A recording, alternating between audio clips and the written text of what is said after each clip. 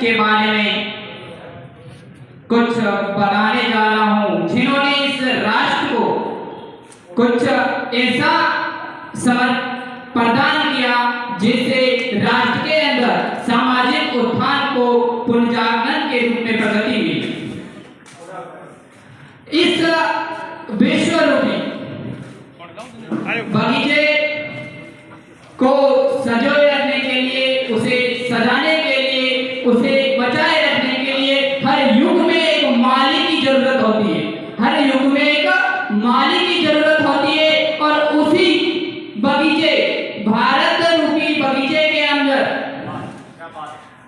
भारत रूपी बगीचे को संजोए रखने के लिए, सजाने के लिए, उसे टूटने से, बिखरने से, जातिवाद और पाखंड से बचाने के लिए एक ऐसे महापुरुष ने जन्म लिया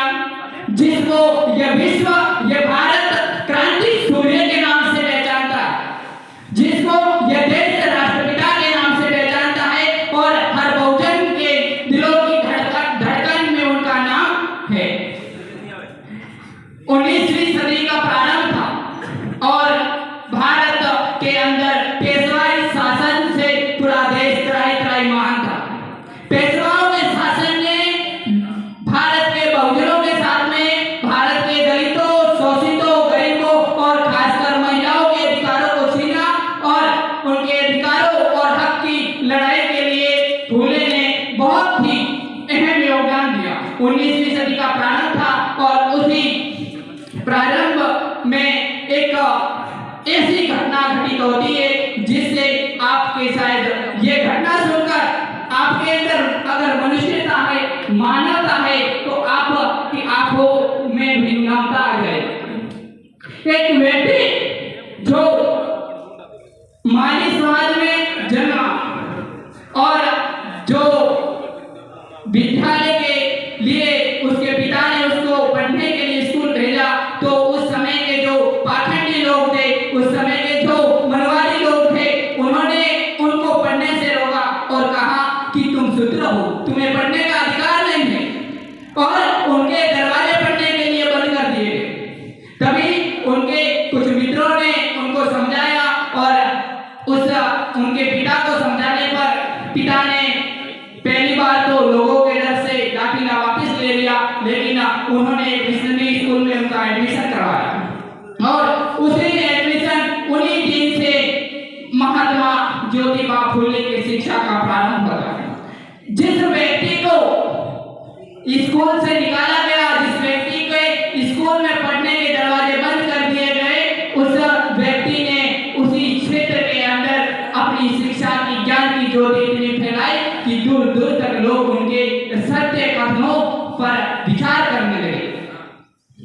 और उन्होंने ही नहीं, उनकी धर्म पत्नी ने भी, सावित्री, माता सावित्रीबाई ने भी उनका हरदम सहयोग दिया।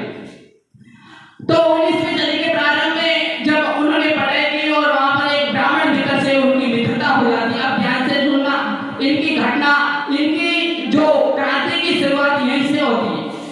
वो उनका एक ब्राह्मण मित्र बन जाता है। अच्छा, और वह मित्र के यहाँ शादी में पहुंच जाते हैं। उस मित्र की शादी थी और शादी में पहुंच गए और शादी में पहुंचे तो वहां पर जो ब्राह्मण लोग थे उन बारात में शूद्र को देखकर हाय हाय करने लगे कि हाय, यहाँ पर हमारे साथ में, हम उच्च वर्ण के लोगों के साथ में ये शूद्र कैसे शामिल हो गया, हमारे साथ में ये शूद्र कैसे चल रहा है। और आखिरकार अपने प्रिय मित्र की शादी से उन्हें धक्के देकर बाहर निकाल गए और उदास मन से जैसे ही वो गेट से, जैसे ही दरवाजे से बाहर पैर रखते तो उन्हें बाहर एक अशुद्ध मिलता है और उनसे कहता है कि तुम अपने आप को उच्च मत समझो, तुम ये समझ जाओ कि तुम भी शूद्र हो और जो लोग तुम्हें साथ, तुम जिन लोगों के साथ में खड़ा होने चाहते हो वो लोग तुम्हें अपने साथ खड़ा होना कभी नहीं देंगे, क्योंकि उन्हें अपने आप को उच्च साबित करने में हमेशा ही क्या है, गर्व महसूस होता है। और तभी वह सत्य घर में जाता अपने पिता से शिकायत करते तो पिता क्या बोलते हैं, वो बड़ी घृणा की बात थी, क्योंकि पिता को पता था कि ये समाज क्या है, बहुत ही जाति और धर्म के नाम पर बढ़ चुका। तो पिता क्या कहते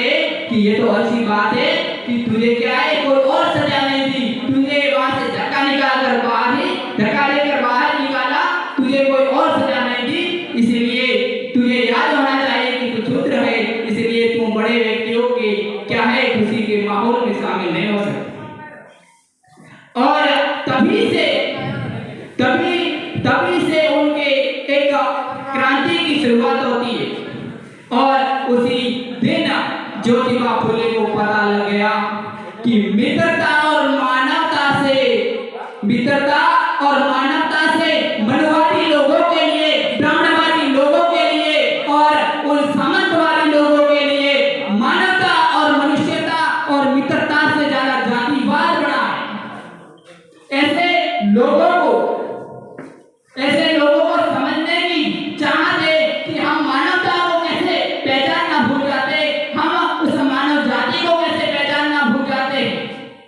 जिस मानव जाति ने हमने भी जन्म लिया है और उच्च वर्ण ने भी जन्म लिया है। और हमें ये ध्यान होना चाहिए कि हम मानव है और मानव समान होता है, चाहे कोई भी मानव हो, चाहे ऊंचा हो चाहे नीचा हो। ज्योतिबा फुले ने अपने अंतिम सांसों तक इस देश के नौजवानों, किसानों, महिलाओं, खासकर महिलाओं के लिए इन्होंने बहुत ही प्रेरणा स्रोत कार्य किया। ज्योतिबा फुले की महानता का पता इस बात से लगता है कि इस देश के संविधान निर्माता बाबा साहेब डॉक्टर भीमराव अम्बेडकर महात्मा ज्योतिराव वहा को क्या मानता था, अपना गुरु मानता था, अपना गुरु मानते थे। विश्व रत्न मोदी सरकार अपने ज्योतिबा फुले को गुरु मानते थे। तो इससे यह पता लगता है। और इसी के साथ में मैं अपनी वाणी को विराम देता हूँ। सभी साथियों को जय भीम, जय श्री राम, जय फुले। आज इस कार्यक्रम में महात्मा ज्योतिबा फुले